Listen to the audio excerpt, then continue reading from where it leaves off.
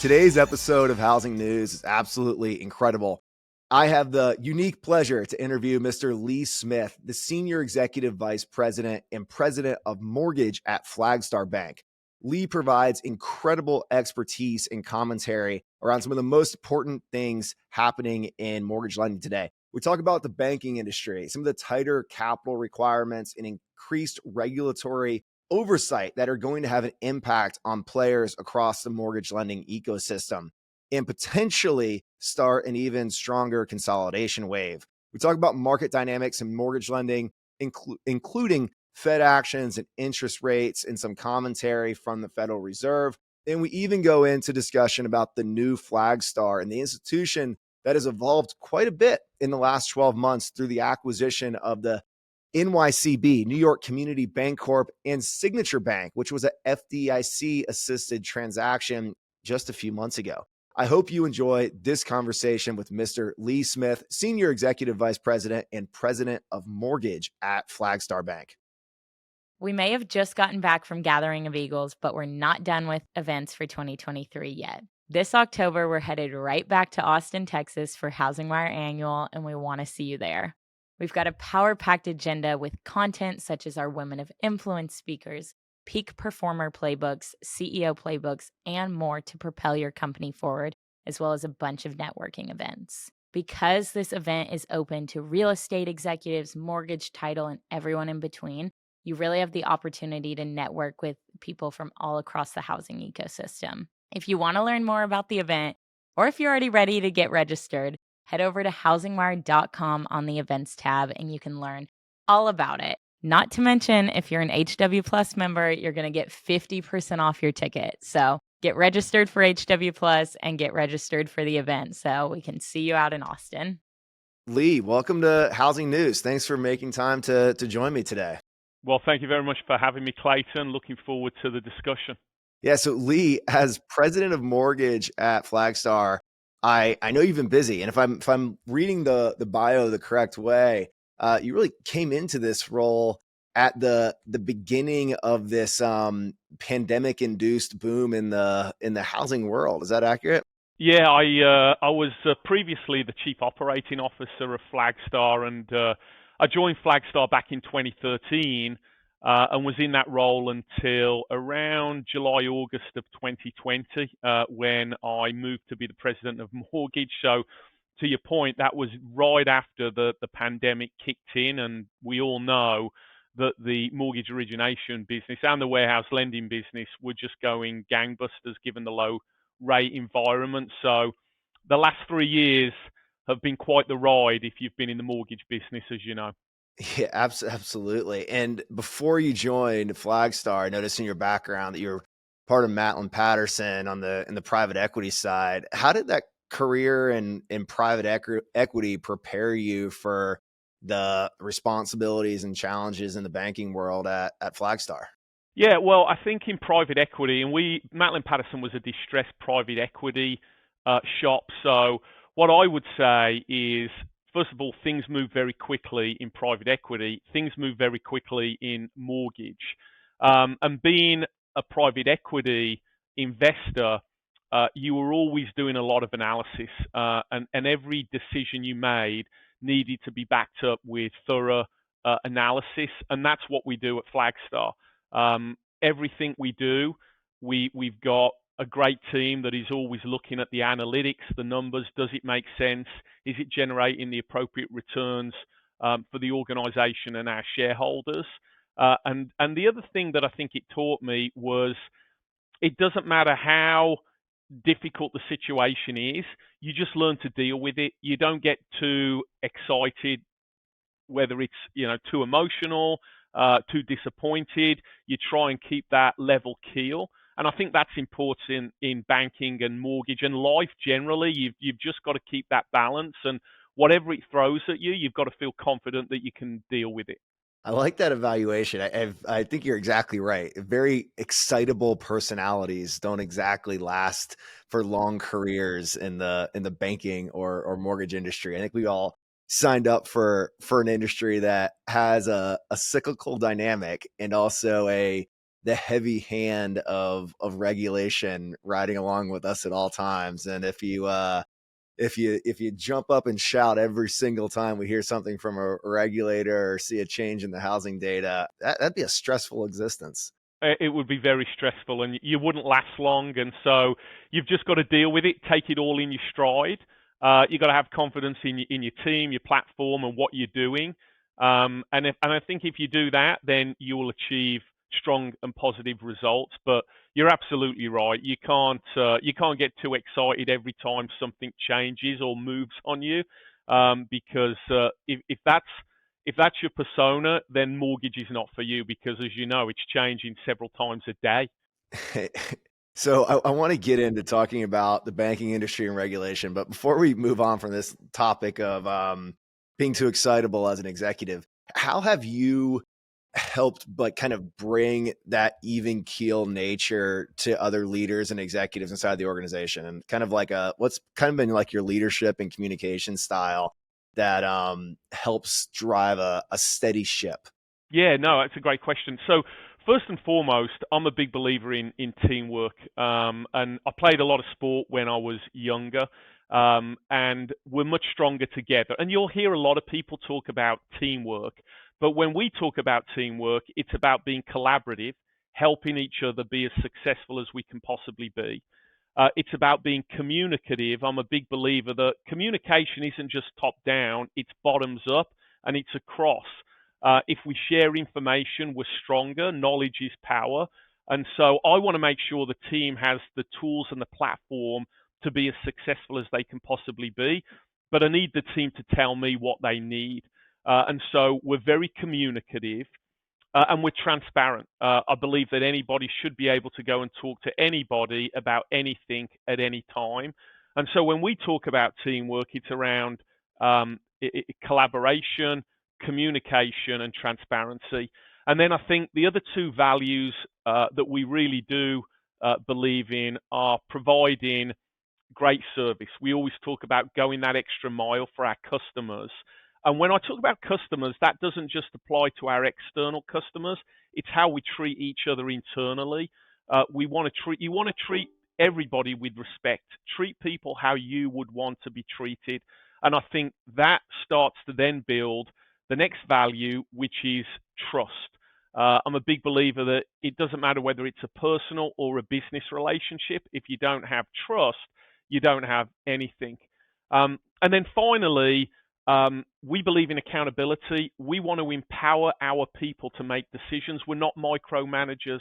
As I mentioned, we want to give the team the tools and the platform to be as successful as they can be. And good people make good decisions. So at Flagstar, we're a big believer in Good to Great by Jim Collins.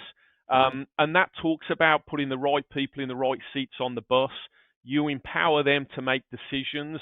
They'll make good decisions and they'll do what's good for the organization. And so those are some of the values and the culture that we believe in that also facilitates that team-oriented approach and keeps everybody calm.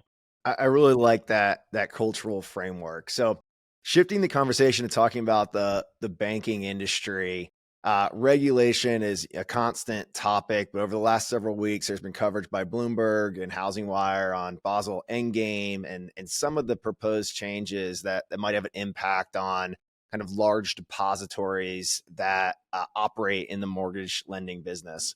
Can you give us an overview of how you're thinking about the current regulatory environment and some of the proposed changes that are out there in market for discussion right now? Yeah, so I think a lot of this, as you know, is stemming from the recent banking crisis, where four banks were seized, and there was obviously then sales of other banks that were on the edge, and as a result of that, the regulators have started to look at what can they do to tighten things up, and I think it's well documented that there's a few things that are going to happen here. First of all, for banks over 100 billion, they're going to insist, or there's going to be greater capital requirements. The banks over 100 billion are going to have to hold more capital.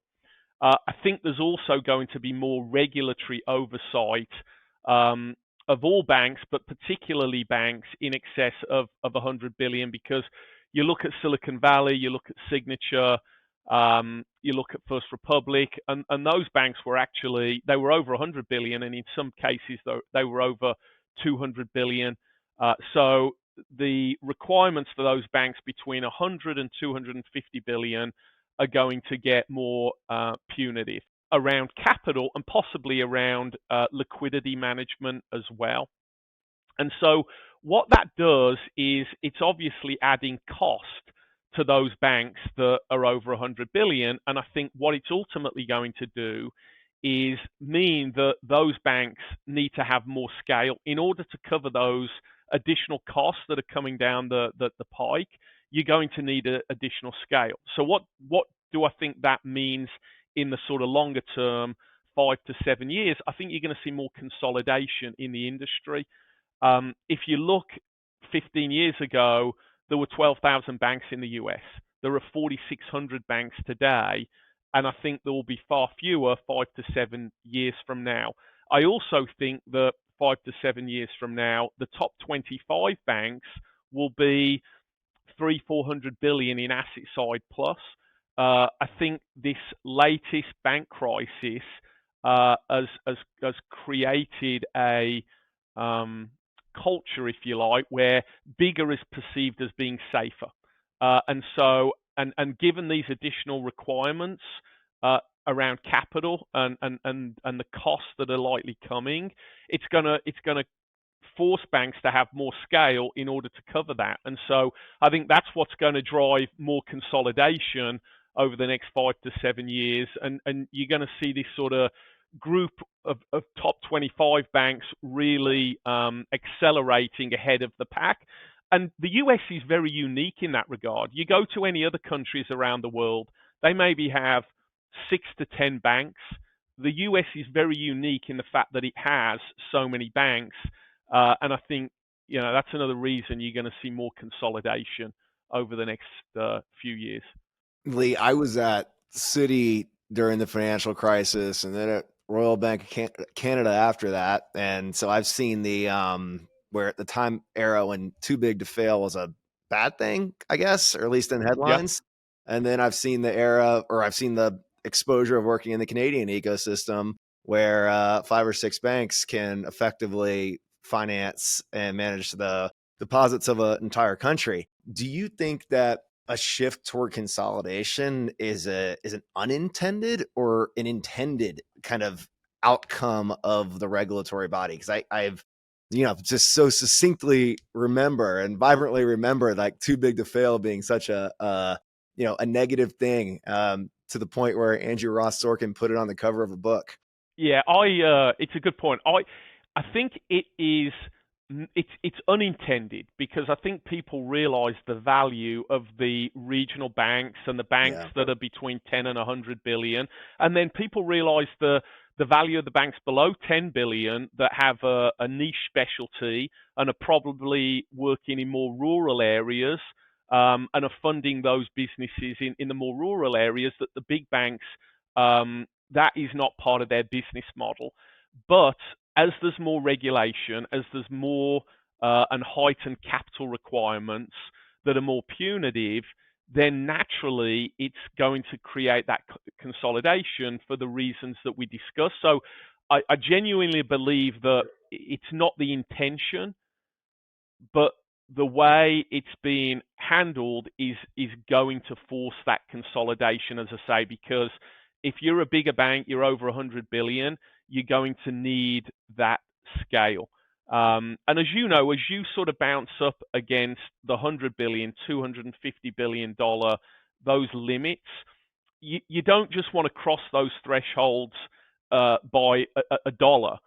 You want to cross those significantly, because it's got to be worth your while, given how much infrastructure, additional infrastructure you need to have in place as you start hitting those 100 and $250 billion levels. Because, as I say, the regulatory requirements and what you have to do, it becomes a lot more onerous and a lot more costly. And so you need to sort of pass those levels significantly to create the scale and create those revenue benefits in order to address the additional cost structure that you're going to have to put in place. Do you think that the tighter regulatory market that layers in costs and just time burden and pressure into managing a bank will create an organic advantage for some of the larger players, or will M&A and consolidation kind of be the driver of developing a more consolidated bank ecosystem? It's a bit of both. I mean, I can talk about Flagstar.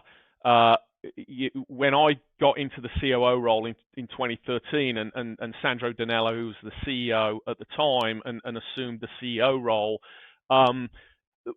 Flagstar had a lot of regulatory issues to work through, and we did. And I can honestly say that working with our regulators made us a much stronger organization. We are better for the risk compliance infrastructure that we put in place, the processes that we put in place. And so, and to the point where with some of our businesses where we're serving large customers and they're coming in to do due diligence, they really appreciate that tight infrastructure, 3 lines of defense model, all the reporting that we have. And so there is undoubtedly an advantage for those larger organizations that have that very structured and comprehensive risk and compliance infrastructure. And then I think it's about the business model. So the interesting thing about banks is no one business is the same. They all specialize in different areas. And so it's going to be interesting to see what bank business models are deemed to be the successful ones. The street rewards the stock. They have more valuable currency. They're able to be the acquirers rather than being acquired, because I think that's going to factor into this. It's also going to reward those banks with the stronger deposit basis, because that is perceived to be valuable, again, particularly after this last bank crisis. And I think a diverse business model from a banking point of view is important. You need to generate strong earnings in any interest rate environment, whether rates are going up or whether rates are going down. And so I think that's important. Do you have that diversified business model that can be successful in any interest rate environment? And I feel we have that at Flagstar, and that's going to be important as well in separating those that can be successful and be the acquirers from those that are going to be acquired. Earlier this summer, I believe you spoke with Flavia Ferland Nunez on our team at HousingWire about some of the M&A activity, and your comment on working closely with your regulator kind of reminded me of part of that article and some of the dynamics that came together as the NYCB, the New York Community Bank deal came together, and then Signature Bank. I'm kind of operating under the assumption, Lee, that without working with your regulator, the timelines for approval of a deal that you sourced in NYCB might have been prolonged, and a deal working with the FDIC for Signature Bank may have never come to fruition without that regulatory relationship, correct? Absolutely. You have to work hand in hand with your regulators and have a strong relationship, and obviously you have to have the right processes, controls in place. You have to have a strong capital position, strong liquidity position, and show how the mergers or the acquisitions are going to create strong earnings going forward that are going to be additive to capital. So you can't do it without having a very, very strong partnership with your regulators.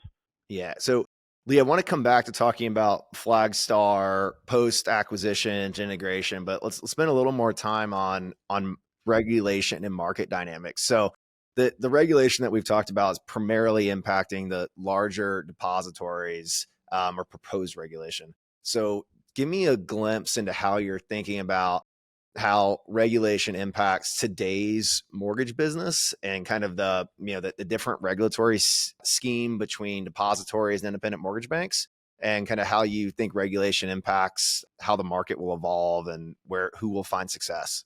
Yeah, I mean, look, I think if you think about mortgage, it has sort of many tentacles. It's not just about originations.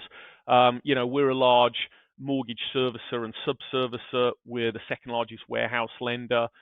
We have a team that we acquired through the Signature acquisition that focuses on deposit gathering from the mortgage ecosystem. And so I think it starts with having, from a mortgage point of view, if you're within a bank, it's helpful to have that comprehensive and diverse mortgage vertical, as I call it, because within mortgage, there are parts of the mortgage businesses that do better in an increasing rate environment versus a decreasing rate environment. So everybody thinks, oh, mortgage, you need to have a low rate environment because origination volume goes up and the warehouse lending business is doing better. That's true. But in a rising rate environment, your MSR asset is worth more. And being a bank and having a balance sheet and having capital, you're able to hold that MSR asset. Your subservicing business is more valuable because there are fewer payoffs. So your loan count is increasing. And so, that's obviously an offset in a rising rate environment. And I think being part of a bank and having that mortgage business, you're now part of a more diversified business model. So even in a rising rate environment, your C&I, your CRE, other business lines are more successful and can offset some of the earnings loss from the origination business and the warehouse lending business. Conversely, when rates are going down, earnings that would be lost from those businesses are offset by your mortgage origination, your warehouse lending business. So, and the other advantage of being a bank is you're funded by deposits that are much cheaper than, say, a warehouse line, which non-banks are using to fund their businesses. And non-banks, they're not lenders. They don't necessarily have the diversified business model, and they're not as diversified from a mortgage point of view. So, look, I'm a big believer that the mortgage business, it sits better within a bank because I just feel a bank has a lot more advantages in terms of funding costs, a more diversified business model, more capital, and so you're able to hold whether it's more MSRs or more mortgage loans and put them on your balance sheet. Now I'm biased, but that's sort of my view. From a regulatory point of view, I think the regulatory environment, obviously banks are heavily regulated. We've talked about that, and I think that's a good thing. But I think non-banks are as well. I mean, the CFPB, the state regulators. So I feel that whether you're a non-bank or a bank, if you're doing consumer lending, it's just a highly regulated environment. There's no getting away from that. And again, I personally think that's a good thing. I think it's made us all better over the years, and I think it's led to a better experience and better product for the customers as well. Mm-hmm.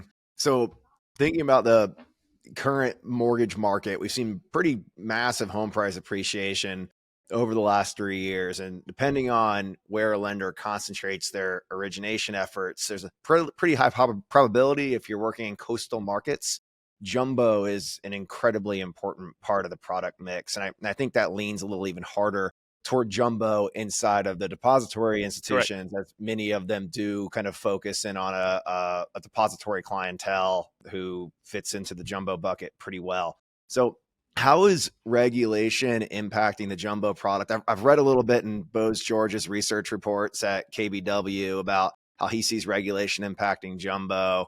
And I've historically always looked at depositories of having a pretty significant advantage in the jumbo market because of the balance sheet capabilities. But I'd love to hear your thoughts on the jumbo market. Yeah, well, first of all, you're right. I think depositories have a natural advantage in the jumbo market because we have balance sheets. We're able to put those jumbos on balance sheet. But also, Typically, people who are wanting a jumbo, they are likely going to want other products and services that a full-scale bank is able to offer, whether it's wealth management or whether there are other products around banking products or even business products. So it's not just about the jumbo loan. There are other products and offerings that a bank can give to those customers. It's not just a transactional relationship, it's a much deeper relationship versus just doing a jumbo and having to sell it. Now, as part of these new proposed capital requirements, there are, we don't know, we'll see what happens, but there are rumors that the risk weightings on certain mortgages, and jumbos would be one of those, could be changed, and it could be more punitive to hold those loans on the balance sheet from a risk weighting point of view. But until we sort of see the proposal, we're just speculating at the moment. My view is, even if the risk weighting on a jumbo was to increase, given the other relationships and product offerings that you would be able to offer that particular borrower, the returns for the bank overall, when you look at the overall relationship,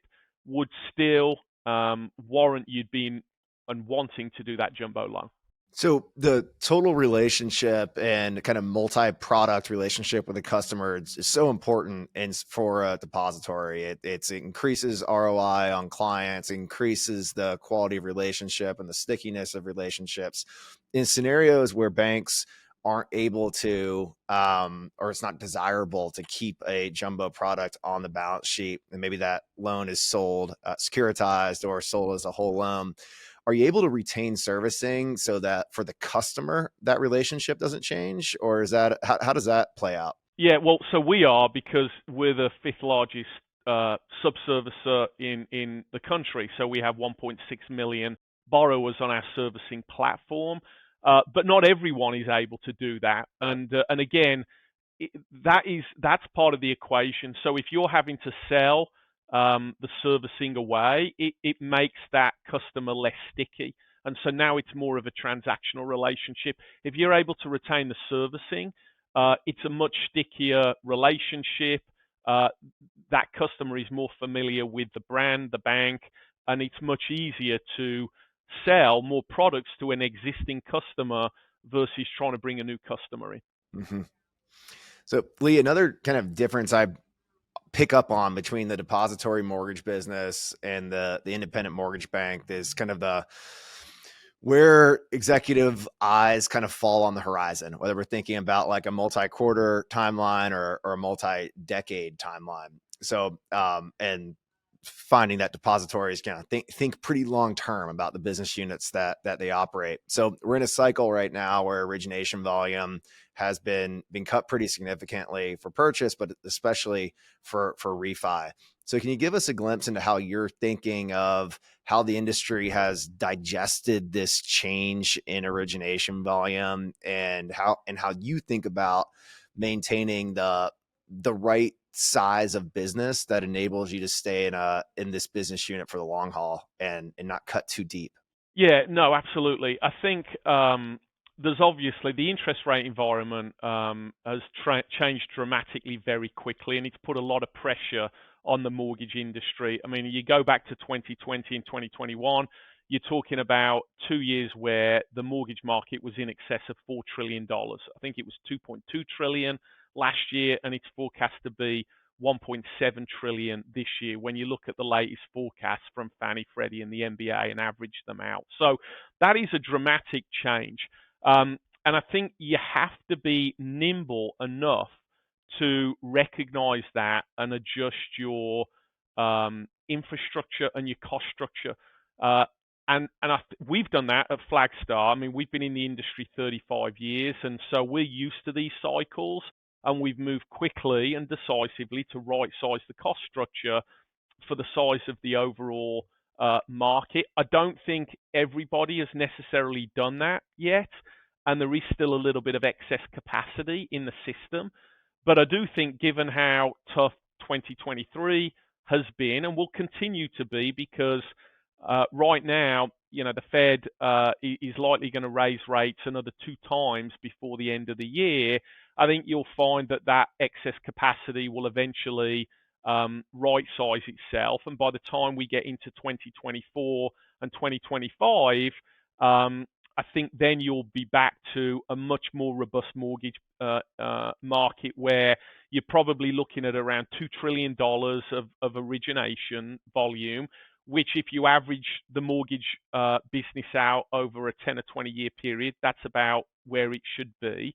And those that are still there, I think will have good years. It's not going to be like 2020 and 2021, but they'll have good years. I think the thing that I would say is, and what we always focus on at Flagstar, is profitability. We don't focus on market share, because it's no good having market share if you're not making money, and your shareholders won't appreciate that. And so I think you've got to focus on profitability, and you've got to look at the data.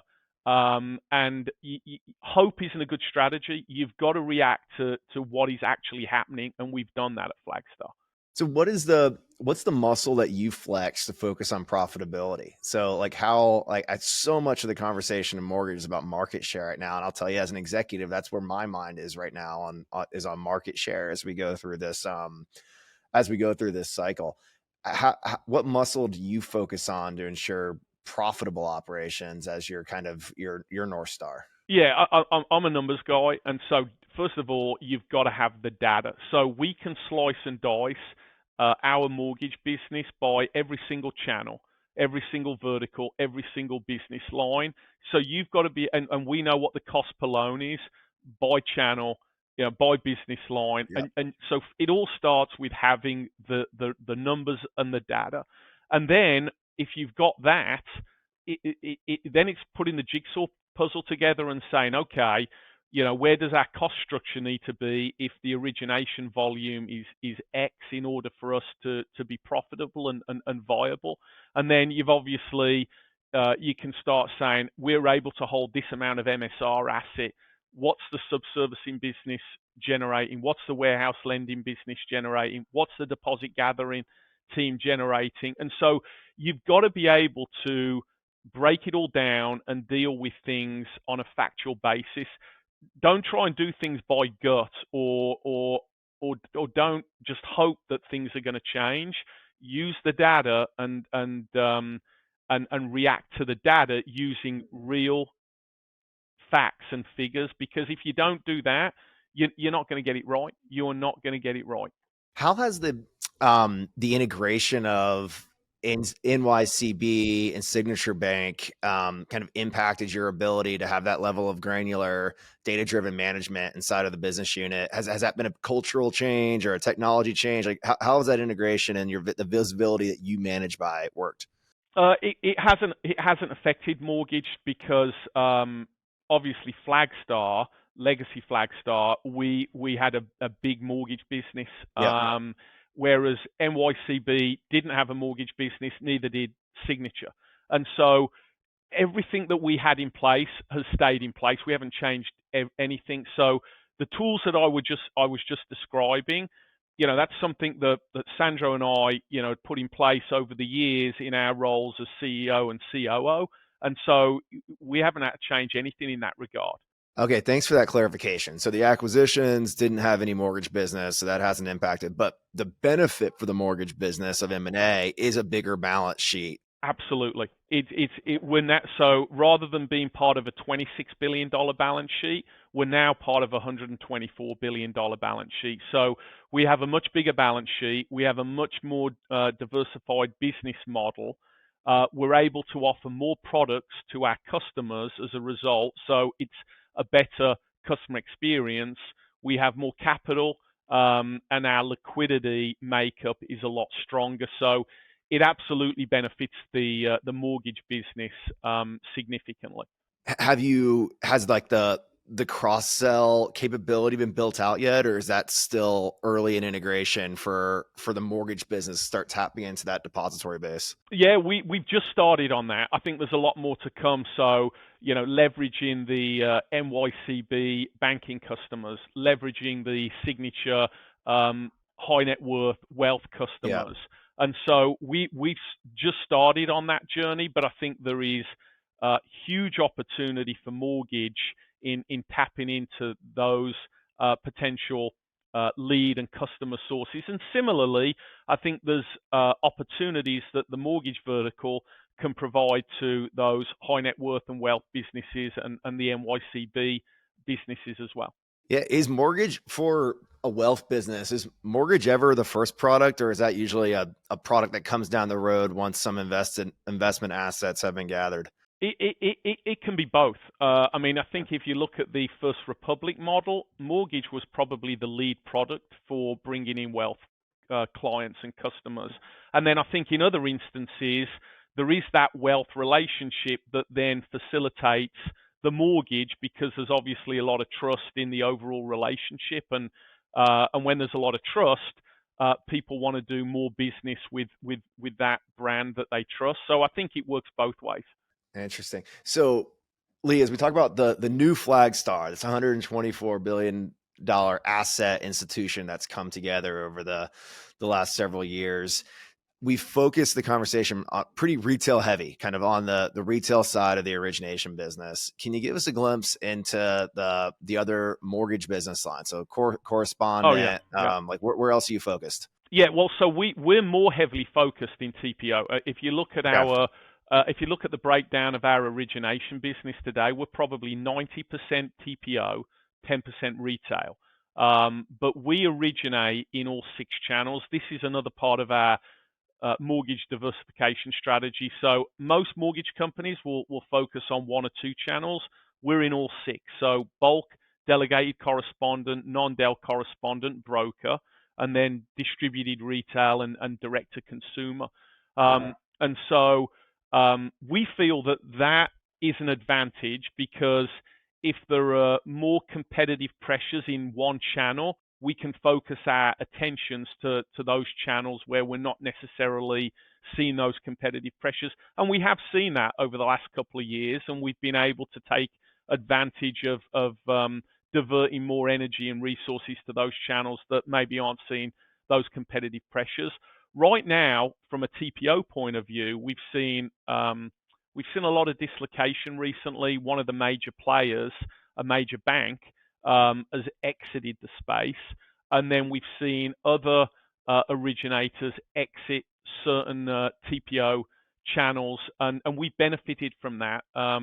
If you look at our Q2 versus Q1 originations, our fallout adjusted lot volume is up 70% quarter over quarter, and most of that increase was felt in the correspondent channels. And it's also allowed us to recruit some highly talented people from those organizations that have exited the correspondent space. So that's how we're sort of set up, and that's how we've sort of benefited from some of the dislocation that we've seen over the last few months. Interesting. So with some players entering and exiting the market, one of the topics that's come up a lot for banking leaders is liquidity. In July, I hosted a secondary market masterclass, and there was an episode that I hosted with Greg Richardson, who's EVP of Capital Markets at Primis Bank, and he runs a non-bank IMB subsidiary of a depository. And Caroline Payne, who's the head of capital markets at Movement Mortgage on the IMB side. So we're having this conversation. The one thing they can definitely agree on is liquidity changes and the importance of managing relationships with investors. Can you talk a little about how you think about liquidity and how it differs or is similar in a bank the size of Flagstar with the $124 billion balance sheet? Yeah, well, it's obviously different from a bank point of view because we're all about deposits. And so, our focus is on not just on deposits, but the quality of those deposits and the cost of those deposits, because you can obviously bring in a lot of deposits, but you can pay a lot of money for them if they're broker deposits, for example. And so you've got to, when we look at our overall mix, and this is another advantage of the merger with NYCB and then the acquisition of Signature, the quality of our deposit mix improved significantly. And it also took our loan to deposit ratio down from over 100% to below 90. And so your liquidity and deposit mix is probably the most important part of your balance sheet, and it's the thing that analysts are most focused on when they're looking at all of the bank results that are coming out right now. They're looking at deposit betas, they're looking at what the cost has been to keep those deposits and the impact it's had on NIM, and therefore the profitability of the overall organization, and what that's likely going to mean going forward. So liquidity is very important from a banking point of view, and we're focused on it from the mix and makeup of our deposits. I think from a non-bank point of view, you're obviously funding the business with warehouse lines, but your cash on hand balance is important because, number one, are you optimizing the interest that you're getting paid? Because that's all part of your earnings stream. And obviously, do you have the right amount of liquidity to operate the business? Because we know in mortgage, there's a lot of non-cash items. And so you want to make sure that you're focused on the cash items and you're holding the right amount of cash in order to operate the business. And wherever you've parked your cash, you want to make sure that you're getting the appropriate interest rate and earnings on that as well.